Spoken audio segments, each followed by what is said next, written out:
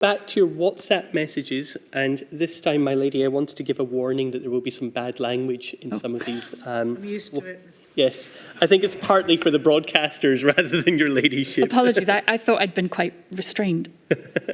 And we're looking at page 20. Oh, it's not my language. Yes, and just to give some context, on the 31st of October 2020 at 6:30 p.m, Prime Minister Boris Johnson began his address announcing the second national lockdown. And I want to pick up the messages between yourself and Nicola Sturgeon, which start 10 minutes into the address. So if we read the first message, on the 31st of October at 6:40, you say, hitting the 15 minutes between the rugby and strictly to lock the country up. Let us never do this like this. Nicola Sturgeon replies, their comms are behind awful. We're not perfect, but we don't get nearly enough credit for how much better than them we are. She then replies, this is fucking excruciating. Their comms are awful. Then she goes on to say, his utter incompetence in every sense is now offending me on behalf of politicians everywhere. You reply saying, I have a separate WhatsApp with, and the name's redacted, and Davy, and we are offended on behalf of spads everywhere. Nicola Sturgeon says, he is a fucking clown. So, was there a perception amongst Nicola Sturgeon and the wider Scottish Government that it was doing so much better than the UK Government in the pandemic response around this time? I think this refers specifically to the communications aspect of the response. And that's sometimes dismissed, but communications is very important in a public health situation. People need to know what to do and why, and to understand it and to trust in it. And this was the end result of a day that had been quite shambolic in the UK government. And that has an impact on what people see and think in Scotland about the pandemic as overall. So while he was announcing something that was not relevant to Scotland, this sort of chaos that appeared around some of the decisions they took, we then had to work hard to mitigate because people in Scotland see both. And so, yeah, we were clearly not very complimentary about their communications handling that day.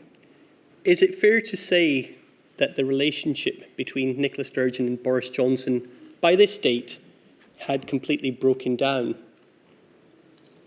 I think broken down, to a degree, overstates what was there to break. They had met on a number of occasions. There was always a politeness, a business-like approach to it. When Boris Johnson first became Prime Minister and came to meet Nicola Sturgeon in Scotland, they had a discussion that I think has been described publicly as well as it was more like a debate, two intelligent people engaged in discussion about policy issues. When we got to COVID, I think it was much harder. It was evident in his exchanges with the Scottish Government, with the First Minister, and I think with the other First Ministers, because we would all be on the same call, that he didn't want to be on those calls. He wasn't necessarily well briefed on those calls, and he wasn't listening to the points we were making on those calls. And so I think engagement with him came to be seen as slightly pointless during this period. And I think it's going as early as it was March 2020. I think in one of your notes you described Cobra as a shambles. Yes. Was that the view that you had from very early on, from March 2020, that the Prime Minister wasn't really wanting to engage with the Scottish Government? Yes. And how did that then affect, from the Scottish Government, its working relationship with the UK Government and the working relationship between the First Minister and the Prime Minister? I think in relation to the Scottish Government and the UK Government in broader terms, there was fairly constant and fairly good communication and cooperation. I mean, particularly in health, this is evident, and at times, not always, but at times in the economic space. And I think officials at all levels sort of had discussions that were quite good. But the discussions between the First Minister and the Prime Minister and other First Ministers, I mean, it was never bilateral. there were always the First Minister of Wales and the First Minister and Deputy First Minister of Northern Ireland on these calls as well. They didn't get us anywhere. So we started with a very clear approach that we should all try to work together, and moving into lockdown was all done in a coordinated fashion. But when you got to what I think the First Minister wanted to be substantive discussions about what direction to go in, a thrashing out of different proposals and different ideas, that wasn't what we got.